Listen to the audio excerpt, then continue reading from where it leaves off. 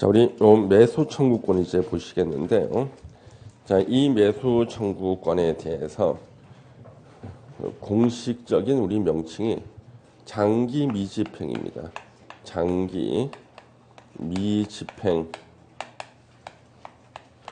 도시군 계획 시설 부지에 대한 도시군 계획 시설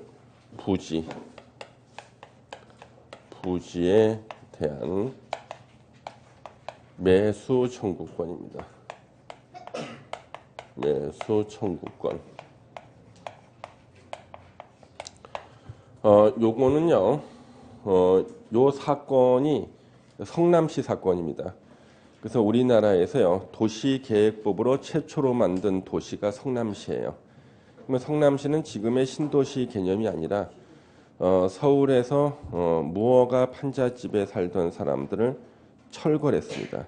그래서 이제 철거민들이 집단으로 이주해 간 곳이 경기도 성남시입니다. 그래서 성남시는요, 평지가 별로 없고요, 거의 다 언덕으로 된 도시가 성남시예요. 그래서 우리나라 부동산 관련 대법원 판례나 헌법재판소 판례는 거의 다 성남시 판례예요. 실수한 게 많아서 그래요. 그래서 이제 경기도 성남시가 이렇게 있는데요. 이 성남시에서 어떤 일이 있었냐 그러면은, 자, 이렇게 이제 서울에서 계속 이주민이 늘어나요. 성남의 인구가 증가하니까 부족해지는 게 도시 계획 시설이 부족해집니다. 그래서 이제 도로를 이렇게 뚫어요. 도로 이렇게 설치하고, 요쪽에 갑이라는 사람이 가지고 있는 개인 사유지인데, 예, 갑의 사유지예요.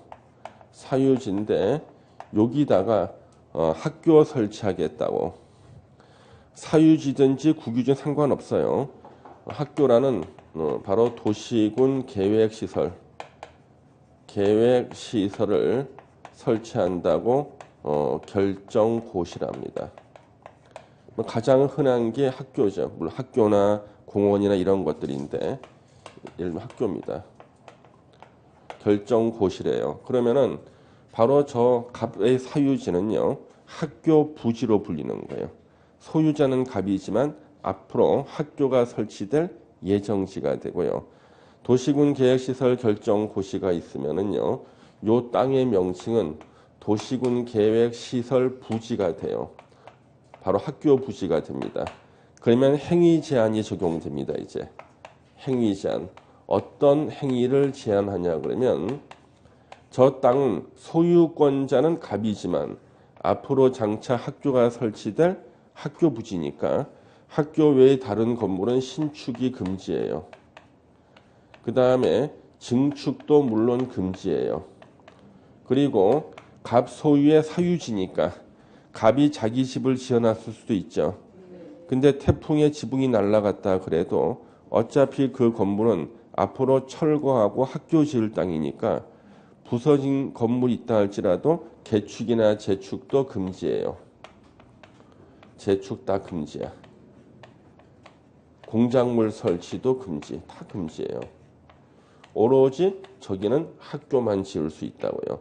그러면은 이제 저 갑은요, 자기 땅에 학교가 설치가 될 때 자신의 토지 소유권을요, 성남시로부터 수용당하거나 또는 협의 양도해서요, 돈을 받고 여기를 떠나면 깔끔하게 끝나는 거예요.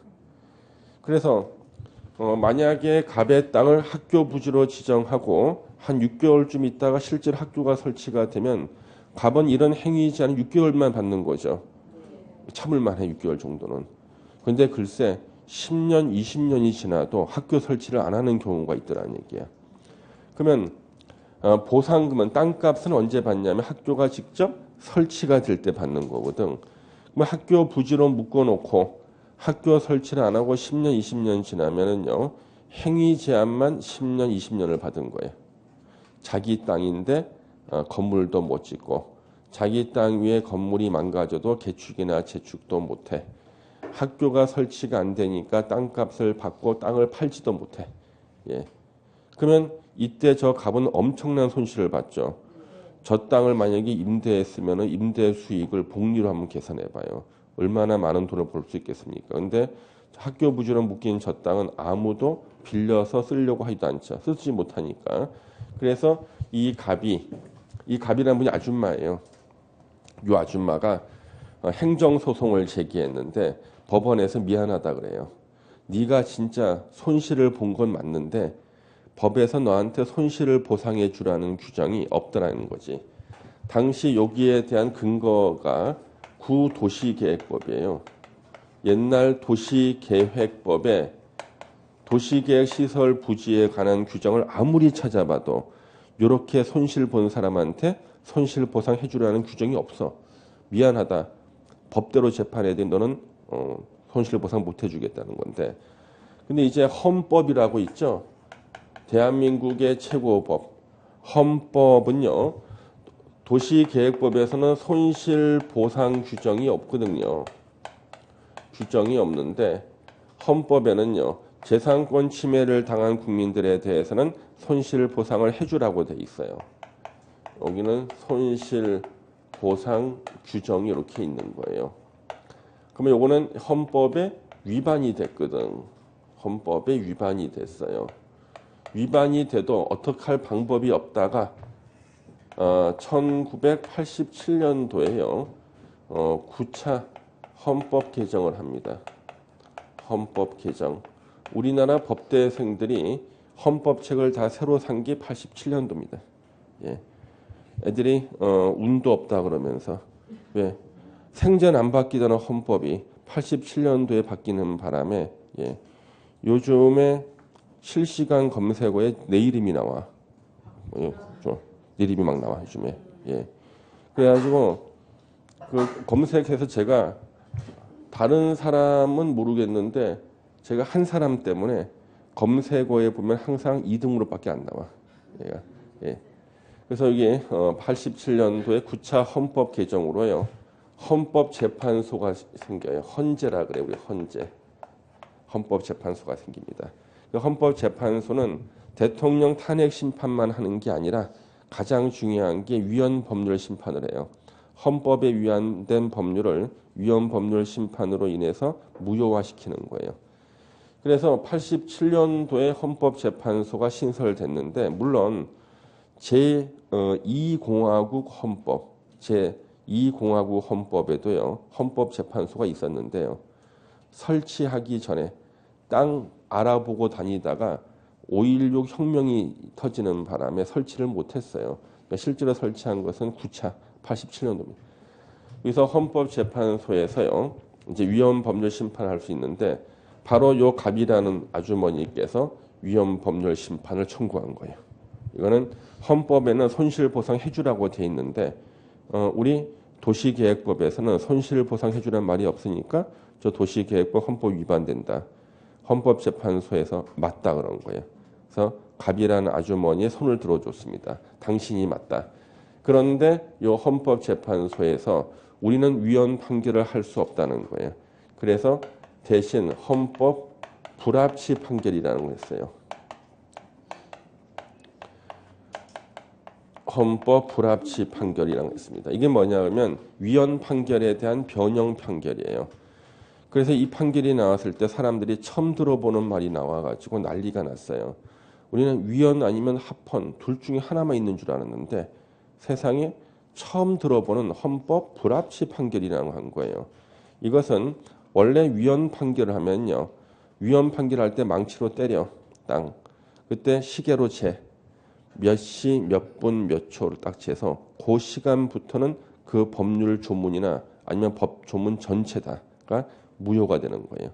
그 다음에 그 조문이 위헌 판결 조문이 형벌 부과와 관련된 조문일 때는 그 법을 처음 만들었을 때로 소급해서 무효가 돼요. 그래서 만약에 20년 전에 그 법을 만들었는데 이게 위헌 판결을 받았다. 20년 전으로 소급해서 무효가 되고 그 법으로 처벌받았던 사람은 법원에다가 재심을 청구해서 정과 기록을 말소할 수가 있어요. 그래서 원칙은 그때부터 효력 상실인데 문제는 요 도시군 계획 시설 부지에 대해서 요 조문을 위헌 판결했다고. 만약에 손실 보상 규정이 없다 위헌 판결하게 되면 순식간에 도시군 계획시설 부지에 대한 근거 주문이 사라져서요. 혼란이 생기는 거예요. 그래서 혼란을 방지하기 위해서 바로 효력을 없애는 게 아니라 법을 개정하라는 판결이 헌법 불합치 판결이에요. 법을 개정해라. 언제까지 개정하고 그때까지 개정하지 않으면은요. 그때 가서 효력을 상실시키는 게 헌법 불합치 판결. 헌법 불합치 판결할 때는 관례적으로요. 어디가 위헌이기 때문에 법을 어떻게 바꾸면 좋겠다는 의견을 제시합니다. 법을 바꾸는 것은 국회가 바꾸는 거기 때문에 헌법재판소 자기 마음대로 법을 바꾸지는 못해. 그렇지만 그 법을 개정할 때 참고하라고 의견을 제시해요. 그래서 위헌 판결하지 않고 헌법 불합치 판결한 이유가 손실 보상 규정이 없다는 것 때문에.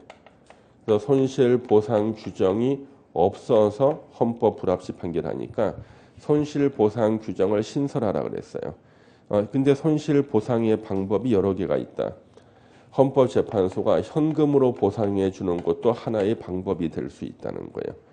그래서 요 갑이라는 사람이 학교 부지로 지정이 돼서 10년 이상 지날 동안 땅을 못 썼잖아요.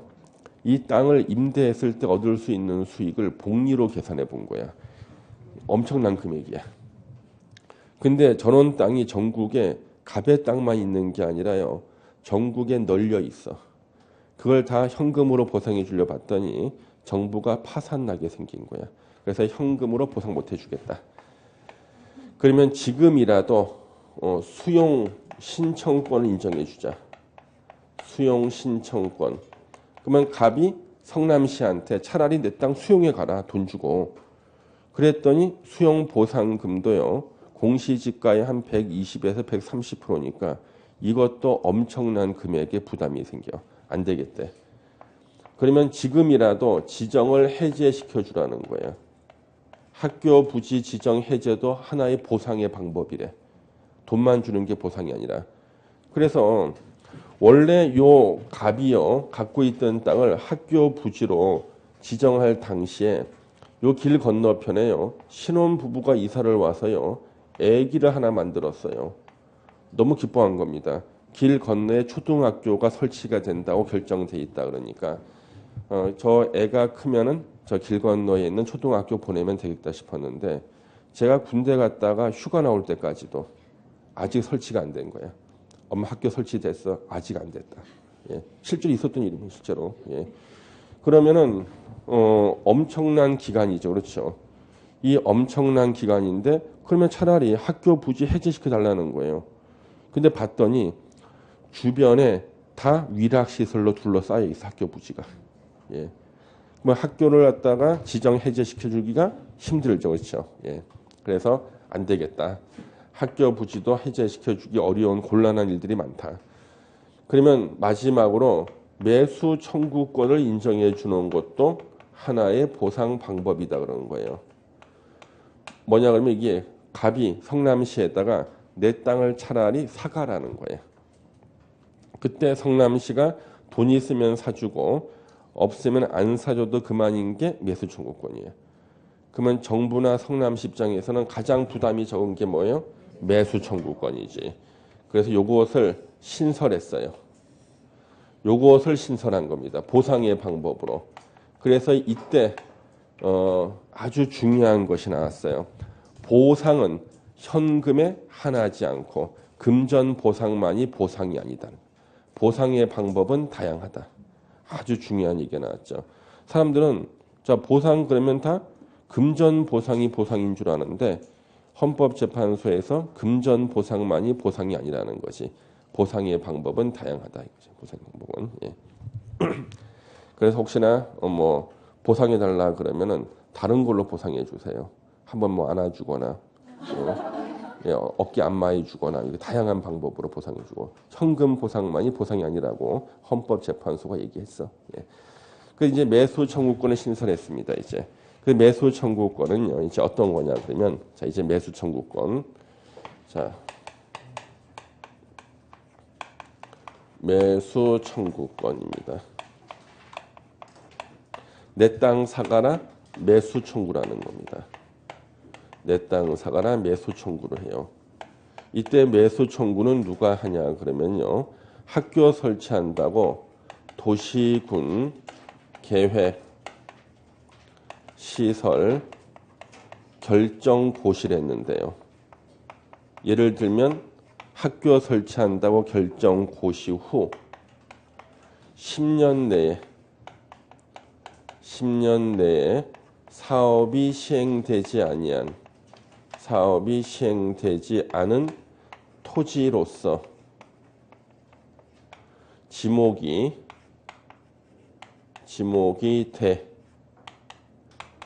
대인 토지 소유자가요. 소유자는 매수 의무자 원칙 6명 시장군수예요. 매수 의무자에게 내 땅 사가라 매수 청구할 수 있다요. 매수 청구할 수 있답니다. 이렇게. 자, 그러면 매수 청구는 도시군 계획시설 결정 고시 후, 예를 들면 학교 설치한다고 결정 고시 후 무려 10년이 지나도록 학교 설치 사업이 시행되지 아니한 토지로서, 그러면 저 토지의 소유자는 10년간 행위 제한만 받았잖아요. 근데 다른 지목은 안 돼. 지목이 대인 토지만 돼요.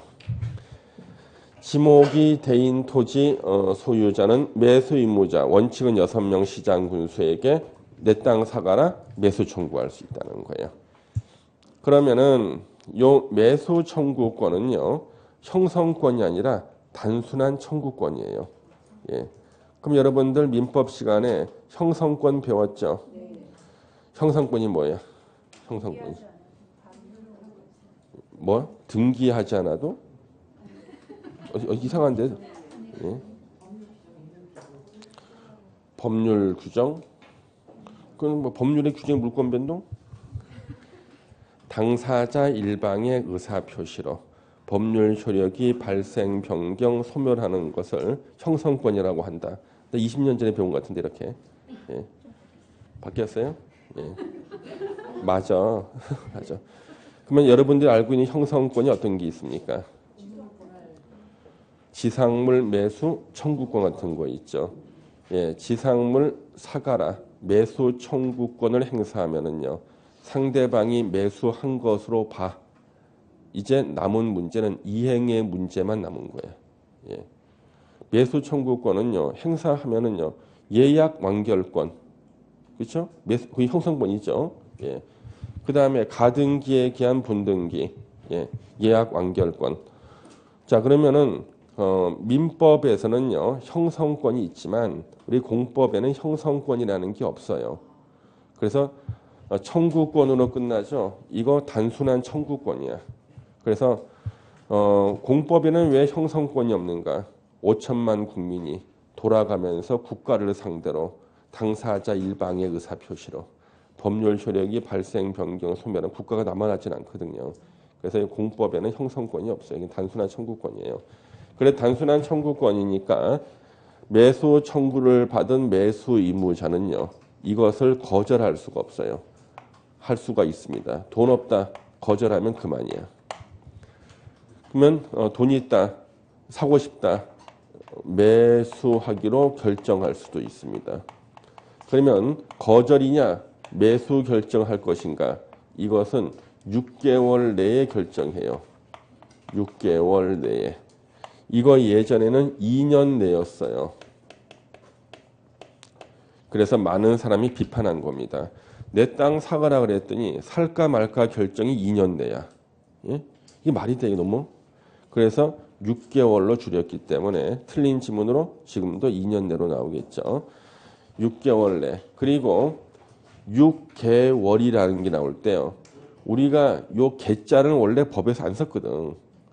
그러니까 6월 내 이렇게 하는 것이 원칙이어서 원래 법의 그 문법이었는데 처음으로 개자를 쓴 조문이 이 조문이야. 처음으로 우리나라 그 법학 역사상 법조문에서 개자를 쓴 게 이 조문이 처음이야. 왜냐하면 6월 내 그랬더니요 법제처하고 국토부로 문의 전화가 오는 거야 국민들이. 그럼 날이 더워질 때까지입니까? 그래 6월 내니까 날이 더워질 때까지냐는 거야. 그러니까 3월 내라고 써 있던 법조문은 이제 봄이 될 때까지냐는 거야. 3월 내. 그래서 그거요. 6개월의 의미입니다. 달이 6월 달이 아니라 6월 달이 아니라 기간이 6개월이라는 뜻입니다. 그래가지고 자꾸만 대답하기 힘들단 말이에요. 법학 공부하는 사람들 때문에. 그래서 아예 개자를 집어넣었어. 6개월 내. 개자를 빼면은 사람들이 6월 내 그러니까 야 지금 몇 월 달이지? 5월 달이야? 그러면 다음 달까지 해야 되네. 이거 안 된다는 거지. 예. 우리 중에도 지금 웃고는 있지만 그렇게 생각할 사람이 태반이야. 사실 태반이야. 예. 그렇죠. 그래서 처음으로 개자를 넣은 조문이 이 조문이에요. 6개월 내. 그러니까 의미가 있으니까 시험에 계속 나오겠죠. 예. 그럼 이제 거절할 수도 있고 이제 사기로 매수 결정을 했을 때는요. 요때는 이제 2년 내에 실제 매수를 해야 돼요. 사야 됩니다. 그런데 매수 결정해놓고 나서요. 차일 피일 미루다가 2년 내에 매수를 하지 않는 경우도 생기더라는 거예요. 매수를 하지 않는 경우가 생기더라는 거지. 이때 우리 매수할 때는요. 제일 중요한 문제가 대금 지급 문제예요. 대금을 지급하는 게 가장 중요합니다. 예, 땅값 지급하는 거. 우리 대금 지급은 원칙이 현금 지급입니다. 원칙이 현금으로 지급해요. 현금, 대금, 현금. 그래서 우리 좀 있으면 이제 설날이 오지 않습니까? 설 때 가장 받고 싶은 선물이 뭔지 가정주부들한테 설문조사했더니 부동의 1위가 현금이래요. 예, 가정주부들한테 설날 때 받고 싶은 선물 부동의 1위 현금. 2등이 뭘까요? 현찰. 2등이 현찰. 그 다음에 이제 가장 받기 싫은 선물 1등이 뭘까요? 책. 부동 1등이래. 책. 그 다음에 받기 싫은 거 2번. 스카프. 3등. 예, 음악 CD. 음악 CD. 음악 CD. 그래서 이번 설날 때 저는 스카프에다가 책하고 음악 CD를 싸서 줄 거야. 스카프에다가. 3개를 동시에 줄 수 있는 방법. 예. 그래서 항상 원칙은 현금. 예외적으로 현금 대신에 채권을 발행해서 대금을 채권으로 지급할 수가 있습니다. 이때 요 채권의 이름이 도시군 계획 시설 채권, 도시군 계획 시설 채권이라고 있어요. 채권으로 대금 지급할 수 있는데 요 채권의 만기가 10년이에요. 만기는 뭐냐면 채권으로 주고 돈으로 바꿔주는 게 10년 후에 준다는 거지. 그러면 현금 대신에 채권으로 대금을 지급하기 위해서는요. 전제 조건이 충족이 돼야 돼. 전제 조건. 이 전제 조건을 제가 노란색으로 쓰고 있잖아요. 이거를 공부 안 하면 하늘이 노열해진다는 뜻이야. 그래서 전제 조건, 매수 의무자가 지자체인 경우예요. 지자체인 경우가 전제가 돼야 돼요. 매수 의무자가 지자체인 경우에만 채권으로 대금 지급할 수 있다는 거예요. 전제하고 1번 또는 2번 둘 중에 하나에 해당할 때 현금 대신에 채권으로 대금을 지급할 수 있다. 첫 번째, 토지 소유자가 원하는 경우. 소유자가 원하는 경우. 그러면 여러분들은 현찰 대신에 채권을 원하십니까? 현찰 주겠다고 현찰 가져왔는데 저 현찰 싫어요. 채권으로 주세요. 이런 사람 있어? 없죠. 요 1번이 우리가 흔히 말하는 바람잡이 조문이에요. 그런 일이 없을 만한 걸 먼저 앞에 쓰고 하고 싶은 말은 요 뒤에다 쓰는 거예요. 그러면 저는 현찰 싫어요. 채권으로 주세요. 이런 사람은 우리가 보통 피성년 후견이래. 피성년 후견이. 제정신이 아니지. 근데 시험에는 나와. 시험에는 2번이 핵심이에요. 2번은 부재 부동산. 부동산 소유자의 토지거나 또는 비업무용 토지로서 토지로서 매수 대금이 3천만 원 초과시 3천만 원 초과시 그 초과분에 대해서, 그러니까 3천만 원까지는 현찰로 지급하고 초과분은 채권으로 지급할 수 있다는 거예요. 이게 이제 대금 지급에 대한 문제고, 자, 매수 청구를 이제 거절했을 때 하고요. 매수하기로 해놓고 2년 내 실제 매수를 안 했을 때는요. 매수 청구한 저 토지 소유자 갑은요. 내 땅 사가라 했는데 안 사갔잖아요. 이제 자기 땅 위에 꼭 필요한 건물을 짓고 살 수 있대요. 자기 땅이지만 저기는 학교가 설치될 학교 부지니까 저촉되지 않는다는 개발행위 허가는 받아야 돼요.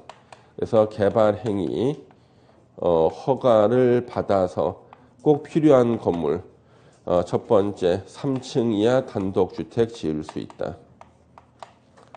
이하 단독주택 지을 수 있다. 그 다음에 3층 이하 일종 근린생활시설 지을 수 있다. 3층 이하 2종 근린생활시설 지을 수 있는데, 여러분이 좋아하시는 2종 근생은 못 짓습니다. 제외. 단란주점, 안마시술소, 노래연습장, 다중생활시설은 제외. 그리고 공작물을 설치할 수 있다. 이걸 그냥 지을 수 있는 게 아니라 개발행위 허가는 받아서 지어야 되는데, 개발행위 허가 내줄까요? 안 내죠. 왜? 매수 청구를 거절한 바로 그자가 개발행위 허가권자야. 안 내준다고. 그러면은 우리가 이 조문이 시험에 나왔을 때 가장 많이 나왔던 정답이 지목이 대인 토지 소유자야. 그러면 기출 문제에서 이게 제일 많이 나온 이유가 이거예요. 예를 들어서 여기가요, 토지가 이렇게 있는데, 요 A의 토지는 지목이 답이고요, B의 토지는 지목이 대인 토지인데, 요 토지가 학교 부지로 지정된 거예요. 그러니까 도시군 계획시설 부지로 결정된 거지. 학교 부지에 된 거예요. 저 A한테 이제 네 땅은 학교 외의 다른 건축물은 건축이 금지다 그랬어요. A가 웃어요. 야, 너 충격받지 않았니? 그래서 내 땅은 논이야. 그런 거야. 논은 어차피 건축이 금지돼 있잖아. 하나도 충격이 없지. 어차피 금지돼 있는데. 예? 그랬더니 네 땅 위에 혹시나 건물이 있다가 망가지더라도 개축이나 재축도 금지라는 거야. A가 또 웃어. 논 위에는 개축이나 재축할 건물이 없거든. 예. 그러면 지목이 답인 토지에는요, 아무리 행위 제한을 해도 그게 행위 제한의 피해가 전혀 없는 거지. 농사 짓는 거죠. 근데 반대로 지목이 대인 토지 소유자 B, 다음 달에 건물 지으려고 준비하고 있었는데 갑자기 학교 부지로 지정하면서 신축 금지, 피해봤어. 그 다음에 자기가 지어놓은 집이 있는데 지난번 태풍에 지붕이 날아갔는데 개축이 안 된대. 이 건물은 곧 철거해야 되기 때문에. 그래서 잘 때 별을 보면서 자. 별을 해는 밤. 그래가지고 이 사람이요, 피해를 본 지목이 뭔가 봤더니 지목이 대인 토지만 피해를 봤다는 거지. 그래서 지목이 대인 토지만 피해봤다. 그러면 지목이 정답은요, 피해 볼 일이 없어. 그래서 어떤 사람이 네 배를 가라앉히겠다. 웃어. 내 배는 잠수함이야. 그래. 그러니까 어차피 바닷속으로 다녀. 예, 어차피 건물 못 짓는 땅. 전혀 피해가 없다고요. 지목이 대인 토지. 그러면 기출 문제 나왔던 거. 지목과 관계없이 매수 청구할 수 있다. X. 지목이 대가 아니라도 매수 청구할 수 있다. X. 지목이 대인 경우에 하나여 매수 청구할 수 있다. O. 다 기출 문제들. 다 맞히네. 그렇죠? 그래서 이것이 매수 청구권의 핵심인데, 그러면 실제로 얼마나 이것이 토지 소유자를 보호해 주는 제도인지 한번 연구를 해보겠습니다. 예를 들어서 자, 요 A란 분이 연세가 60세입니다. 60세면은 바위돌도 씹어 먹을 나이죠. 그렇죠? 60 청천 90 한갑. 예. 그래서 60세 때 잔치를 하고 있는데 지자체에서 통지서가 날라들었어요. 당신의 땅을 학교 부지로 지정합니다. 열받아서 쓰러졌다가 10년 만에 깨어났는데 마침 지목이 돼인 토지야. 그래서 70세 때 내 땅 사가라고 매수 청구를 했어요. 6개월 내 매수 여부가 결정이죠. 그래서 70.5세 때 매수가 결정이 됐고요. 실제 매수 2년 내죠. 72.5세 때 이제 매수를 하는데 자기 집이요. 태풍에 지붕이 날아갔으면은 그 집에서 살 수가 없죠. 그 집을 그대로 두고 다른 데로 이사를 간 거예요.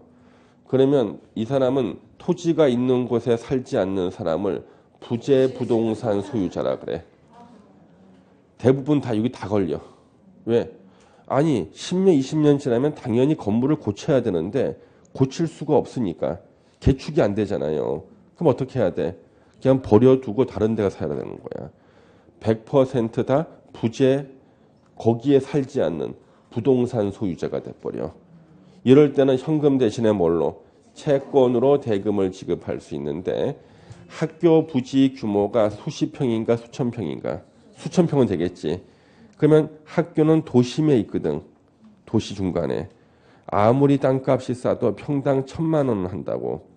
그런데 3천만 원까지 현금으로 준다 그러니까 3평 정도는 현금으로 줘. 나머지는 다 채권으로 주는데 만기가 10년이니까 현찰로 바꿔주는 게 82.5세 때 바꿔주는 거야. 그래서 이제 바꿔주려고 했더니 이미 돌아가셨네. 예, 조국이 누리는 거 돌아가셨네. 아니면 치매가 걸려가지고 돈 받을 걸 까먹고 있거나 손이 떨려서 돈을 못 받아. 예. 그래서 주면 다행이지만 하여튼 이렇게 복잡한 제도다. 그래서 별로 도움이 안 된다. 실효성이 없다는 거죠. 183페이지 펴보세요. 이제 세부적인 거 밑줄 치면서 응용 문제에 대비해서 공부를 해야 돼요. 나올 때마다 어려운데 그래도 학생들이 다 마치고 돌아왔어요. 충분히 준비를 하기 때문에. 매수 청구권에 의해 도시군 계획시설에 대한 도시군 관리계획 결정, 이거를 줄여서 가로 안에 도시군 계획시설 결정이라 그래요. 학교 설치 결정, 공원 설치 결정 이런 것들이죠. 가장 흔한 게 학교였고요. 10년 이내에 그 도시군 계획시설의 설치에 관한 도시군 계획시설 사업, 학교 설치 사업이 시행되지 아니하는 경우 가로에 실시 계획 인가나 그에 상당하는 절차가 진행된 경우는 제외한다. 앞에 문장 겨우 이해가 되려는데 제외한다니까 머리가 막 꼬이기 시작해. 그 얘기는 10년 내에 사업이 시행 안 됐을 때 내 땅 사가라 매수 청구할 수 있는데 실시 계획 인가만 있으면 사업이 시행된 것으로 봐서 매수 청구를 못한다는 뜻이에요. 그러면은 사업 시행을 언제부터로 보냐 그러면 삽으로 땅을 팔 때부터가 사업 시행이 아니야. 우리나라 법은요. 직전 단계를 착수 시기로 봐. 그러니까 삽질하기 직전 단계가 실시 계획 인가야. 그러니까 삽질하기 직전 단계만 돼도 착수한 것으로 본다고. 그래서 우리나라는요. 실행의 착수 시기가 밀접 행위 시설이라고 해요. 밀접 행위 시설. 밀접 행위 시. 그래서 예전에 이거 밀접 행위 아주 유명한 판례가 있었어요. 이게 지금 우리 라디오 같은 거 누가 훔쳐가지 않겠죠. 라디오 같은 거. 제가 어렸을 때만 해도 이 라디오가 중요한 재산이었습니다. 나무로 만든 혹시 트랜지스터 라디오 아십니까? 나무로 만든 거. 코드 꼽아서 이렇게 하는 건데 제가 어렸을 때요. 안에서 사람들이 말도 하고 노래도 막 부르고 있어서 엄마한테 물어봤습니다. 엄마 저 안에 사람이 있어요. 그랬더니 작은 사람들이 들어가서 말도 하고 노래도 한다 해서 아 그렇구나 해가지고 라디오 가져오라면 제가 흔들지 않고 살살 가져갔습니다. 사람 죽을까 봐. 예, 예. 그런데 이제 법대 입학해서요. 이제 요 실행의 착수 시기를 공부하는데 어떤 일이 있었냐 그러면요. 우리가 항상 밀접 행위가 원칙이에요. 법학에서는요. 그래서 우리 방화죄 있잖아요. 자기가 중개사 시험 떨어진 거야. 열받아서 학원에 불 지르러 와. 그럴 때 학원에다가 불을 붙였을 때가 방아찌의 착수 시기가 아니야. 불을 들이댈 때야. 불 붙기 직전 단계가 착수 시기인 거야 항상. 불 붙였을 때 불을 들이댈 때. 예. 총을 쐈다. 총알이 사람 몸에 맞아서 죽을 때가 살인죄 착수 시기가 아니에요. 그 직전 단계. 방아쇠를 당기는 순간이 착수 시기야. 예. 항상 직전 단계. 밀접행위. 그런데 아주 유명한 판례가 하나 나온 거예요. 바로 옛날에 그 라디오를 훔치려고요. 낮에 문이 열려 있는 집에 들어간 거예요. 일단 주거 침입죄야 이거는 일단. 근데 보니까 마루에 라디오가 코드가 꽂혀 있거든요. 그래서 라디오를 훔치기 위해서 코드를 잡고 뽑아야 되잖아요. 일단 뽑다가 붙잡힌 거야. 예. 그래서 주거 침입죄하고 절도 미수는요. 이건 형량 차이가 엄청나. 절도가 훨씬 무거운 거예요. 예, 절도에 착수했다 그러면 이 사람은 절도 미수범이 돼. 착수만 하면 미수범이 되거든요. 일단. 그래서 대법원까지 갔는데 자기는 주거 침입죄만 범했고 절도에 착수한 적이 없다는 거야. 왜? 라디오에 손은 안 댔거든. 그랬더니 바로 밀접행위. 코드를 뽑으면은 그 다음에 그 손은 어디로 가냐는 거야. 다음 단계가 라디오로 간다는 것이. 라디오에 손대기 직전 단계가 뭐야? 코드를 뽑는 단계니까 이거는 라디오 절도에 착수한 걸로 봐서 절도 미수로 처벌이 된 겁니다. 그래서 우리가요 땅을 삽으로 파는 게 공사에 착수하는 것처럼 보이는데 땅을 삽으로 파기 직전 단계가 뭐냐는 거예요. 법적으로 실시계획인가야. 예. 그래서 실시계획인가가 직전 단계이기 때문에 실시계획인가만 있으면 뭘로 보는 거야? 착수. 예. 도시군 계획시설 사업에 착수한 거야. 착수. 그러면 10년 내에 실시계획인가 있다는 것은 10년 내에 사업에 착수했으니까 매수 청구를 못해. 10년 내에 사업에 착수 안 했을 때 매수 청구하는 거거든요. 그래서 이게 시험에 세 문제나 나왔다고요. 이것들은 들을 때만 이해가 돼. 들을 때만. 좀 까먹거든. 예. 까먹을 말 하면 또 얘기하고 해서 그런 상태로 해서 시험장에 가야 돼. 그 다음에 지목이 대인 토지인데 그 토지 뒤에 또 가로가 있죠. 그 토지에 있는 건축물 및 정착물을 포함한다. 그 여러분들 민법 시간에 관습법상 법정지상권 배웠죠. 토지와 건물이 같은 사람 소유였다가 이유 여하를 불문하고 소유자가 달라지면은 토지의 소유자는 건축물 소유자에게 지상권을 설정한 것으로 본다. 그렇죠? 자, 토지 위에 건축물이 있는데 토지만 매수 청구해서 토지만 사가면은 무조건 소유자가 달라지지. 그러면 토지를 사간 그 지자체는요. 건축물 소유자에게 지상권을 설정한 것으로 본다가 되는데 국가나 지자체는요. 제한 물권이 설정돼 있는 권리를 취득하지 않아요. 그게 기본이야. 국유재산법이든 지자체와 관련된 재산에 관한 공유재산 및 물품관리법이든 제한 물권이 설정돼 있는 권리는 취득하지 않는다. 그래서 다 사거나 다 안 사거나 해야 돼. 그래서 실제로 그 위에 있는 토지나 정착물을 포함해서 매수 청구를 해야지만 매입 여부를 결정한다고요. 매수 여부를요.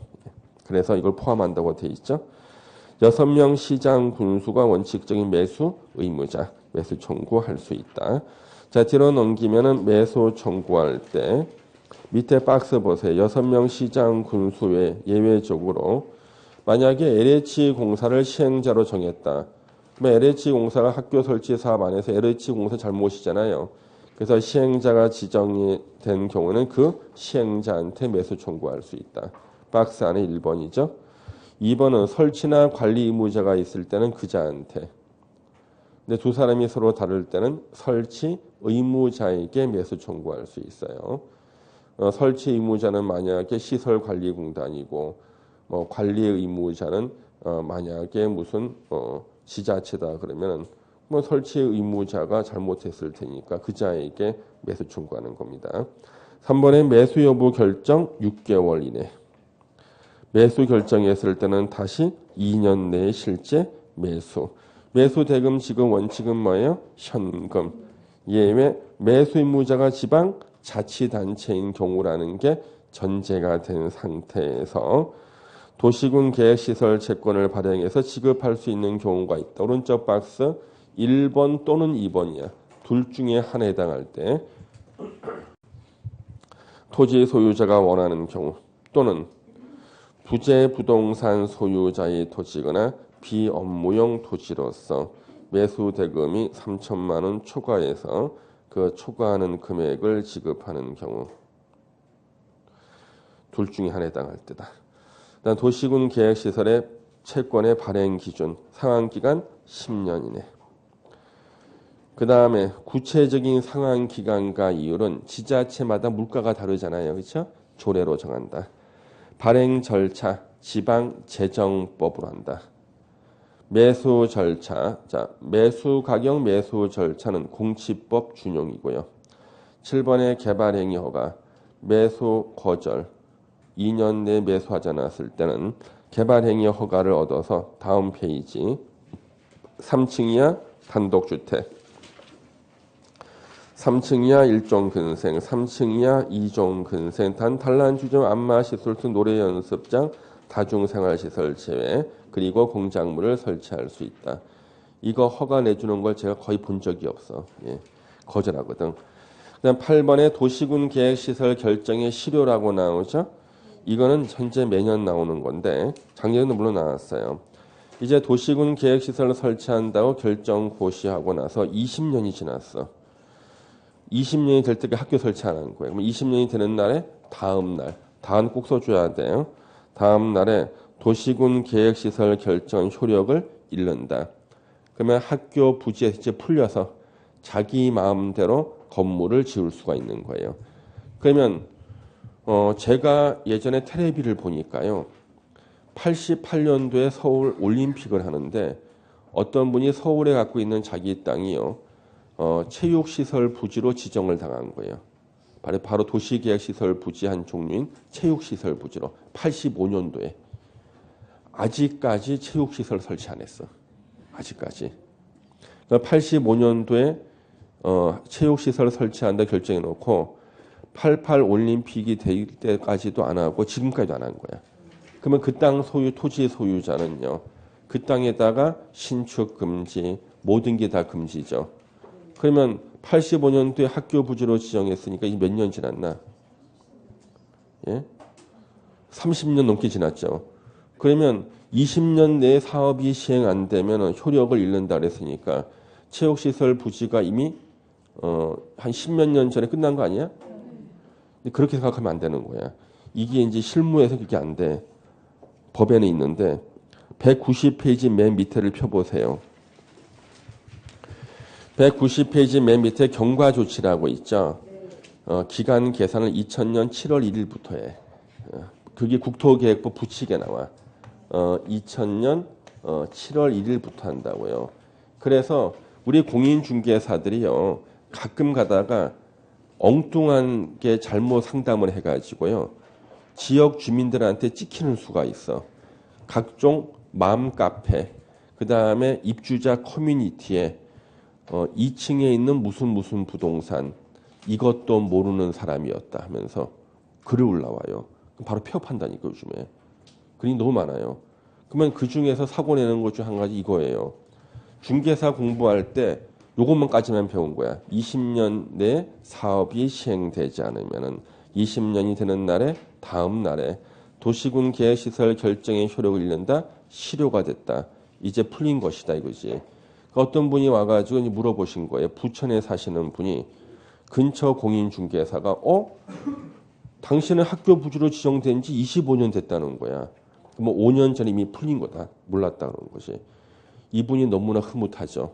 그래서 자기가 아는 사람한테 야, 내 학교 부지 이거 풀린 거래. 너 내 땅 좀 사 그러고 이 중개사한테 중간에 중개하라고 그러고. 그래가지고 이제 일단 빨리 확인해 보기 위해서 부천시청에 갔더니 담당 공무원이 뭐라 그랬겠습니까? 저 5년 전에 이거 실효된 건데요. 담당 공무원이 진짜 그러네요.